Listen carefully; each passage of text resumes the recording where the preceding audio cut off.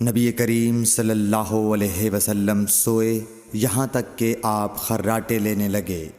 پھر آپ نے نماز پڑھی، اور کبھی راوی نے یوں کہا کہ آپ صلی اللہ علیہ وسلم لیٹ گئے، پھر خراٹے لینے لگے۔ پھر آپ صلی اللہ علیہ وسلم کھڑے ہوئے، اس کے بعد نماز پڑھی۔ پھر سفیان نے ہم سے دوسری مرتبہ، ابن عباس رضی اللہ تعالی عنہ کہتے تھے کہ ایک مرتبہ میں نے اپنی خالہ ام المومنین حضرت میمونہ کے گھر رات گزاری تو میں نے دیکھا کہ رسول اللہ صلی اللہ علیہ وسلم رات کو اٹھے۔ جب تھوڑی رات باقی رہ گئی تو آپ صلی اللہ علیہ وسلم نے اٹھ کر ایک لٹکے ہوئے مشکیزے سے ہلکا سا وضو کیا۔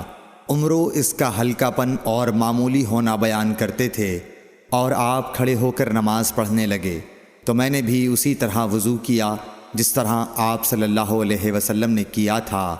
پھر آ کر آپ کے بائیں طرف کھڑا ہو گیا، اور کبھی سفیان نے ان یسارہ کے بجائے ان شمالہ کا لفظ کہا، مطلب دونوں کا ایک ہی ہے۔ پھر آپ صلی اللہ علیہ وسلم نے مجھے پھیر لیا اور اپنی داہنی جانب کر لیا، پھر نماز پڑھی جس قدر اللہ کو منظور تھا۔ پھر آپ لیٹ گئے اور سو گئے حتیٰ کہ خراٹوں کی آواز آنے لگی۔ پھر آپ کی خدمت میں مؤذن حاضر ہوا اور اس نے آپ کو نماز کی اطلاع دی۔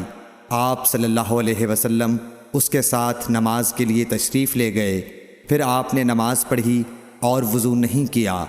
سفیان کہتے ہیں کہ ہم نے عمرو سے کہا، کچھ لوگ کہتے ہیں کہ رسول اللہ صلی اللہ علیہ وسلم کی آنکھیں سوتی تھیں، دل نہیں سوتا تھا۔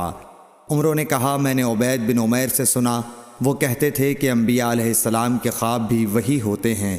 پھر قرآن کی یہ آیت پڑھی، میں خواب میں دیکھتا ہوں کہ میں تجھے ذبح کر رہا ہوں۔ صحیح بخاری حدیث نمبر 138۔